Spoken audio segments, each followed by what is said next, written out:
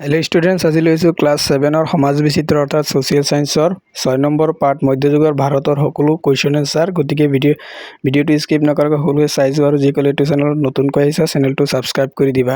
1 number question ইয়াত দিয়া আছে যে তলৰ প্ৰশ্নবোৰৰ উত্তৰ দিয়া। তুৰ্কীসকলৰ অসম আক্ৰমণৰ কথা ক'ত উল্লেখ আছে? এইটোৰ এনচাৰ হ'ব তুৰ্কীসকলৰ অসম আক্ৰমণৰ কথা গুৱাহাটীৰ কানাই বৰশী বোৱা শিলালিপিত উল্লেখ আছে। খ নম্বৰ কোনগৰাকী চুলতানে দিল্লীৰ পৰা দেৱগিৰি বা দৌলতাবাদলৈ ৰাজধানী স্থাপন কৰিছিল? দেৱগিৰিলৈ। এইটো চুলতান মহম্মদ বিন তুগলকে দিল্লীৰ পৰা দেৱগিৰিলৈ অৰ্থাৎ দৌলতাবাদলৈ ৰাজধানী স্থানান্তৰ কৰিছিল। তাৰপিছত আছে ইবন বটুতা ক'ৰ পৰা ভাৰতলৈ আহিছিল? ইবন বটুতা উত্তৰ আফ্ৰিকাৰ মৰক্কোৰ পৰা ভাৰতলৈ আহিছিল।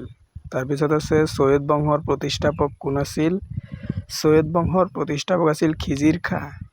তাৰপিছত আছে 1526 খ্ৰীষ্টাব্দৰ পানিপথৰ যুদ্ধত কোনে কাক পৰাস্ত কৰিছিল? 1526 খ্ৰীষ্টাব্দৰ পানিপথৰ প্ৰথম যুদ্ধত বাবৰে লোদী বংশৰ শেষ চুলতান ইব্ৰাহিম লোদীক পৰাস্ত কৰিছিল। প্ৰথম নম্বৰ কোনে দিল্লীত নীতি নিয়ম বজাৰ স্থাপন কৰিছিল? এইটো হ'ব আলাউদ্দিন খিলজীয়ে। তাৰপিছত আছে চুলতানীসকলৰ প্ৰশাসনৰ মূল ভেটি কি আছিল? চুলতানী শাসকসকলৰ প্ৰশাসনৰ মূল ভেটি আছিল ইছলাম ধৰ্মীয় ৰীতি-নীতি বা শৰীয়ত আইন বা আৰু সামৰিক শক্তি। তাৰপিছত আছে চুলতানী শাসক বুলিলে কি বুজায়? এই শাসনৰ উল্লেখযোগ্য ৰাজবংশকেইটা কি কি? চুলতানী 1206 খ্ৰীষ্টাব্দৰ পৰা 1526 খ্ৰীষ্টাব্দলৈ দিল্লীৰ চুলতানক উপাধি লৈ শাসন চলোৱা মুছলিম শাসকসকলক চুলতানী শাসক বুলি কোৱা হৈছিল। এই ৰাজবংশকেইটা হ'ল দাহ বংশ, খিলজী বংশ, তুগলক বংশ, চৈয়দ বংশ আৰু লোদী বংশ। তাৰপিছত আছে যে কুতুবুদ্দিন আইবাকে প্ৰতিষ্ঠা কৰা ৰাজবংশ কিয় দাহ বংশ বুলি কোৱা হয়? কুতুবুদ্দিন আইবাকে মূলতঃ চুলতান মহম্মদ ঘুৰি এজন কৃতদাস আছিল। নিজৰ যোগ্যতা আৰু বিশ্বাসযোগ্যতাৰ বাবে তেওঁ পিছলৈ শাসনভাৰ লাভ কৰে আৰু দিল্লীৰ ৰাজবংশ প্ৰতিষ্ঠা কৰে। যিহেতু এই বংশৰ প্ৰতিষ্ঠাতা আইবাকে নিজেই এজন দাস আছিল, সেয়েহে এই ৰাজবংশটোক দাহ বংশ বুলি কোৱা হৈছিল বা মামলুক বংশ বুলিও কোৱা হৈছিল। তাৰপিছত আছে মহম্মদ বিন তুগলকক কিয় জ্ঞানী মূৰ্খ ৰজা বুলি কোৱা হয়?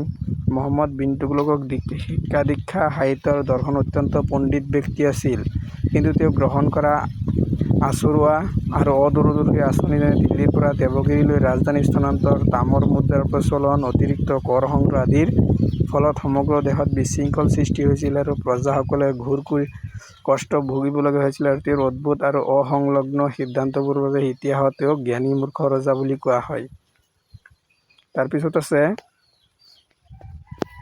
তাৰপিছতো আছে চুলতানসকলৰ প্ৰশাসন ব্যৱস্থাৰ বিষয়ে টোকা লিখা।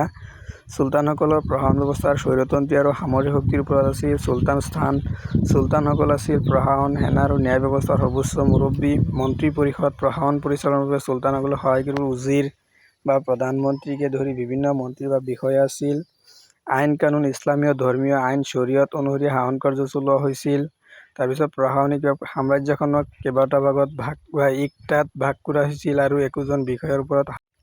তাৰপিছত আছে অনুশীলনী 2 চুটি উত্তৰ প্ৰশ্ন। মোগল সাম্ৰাজ্যৰ প্ৰতিষ্ঠাপক বাবৰ কাৰ বংশধৰ আছিল?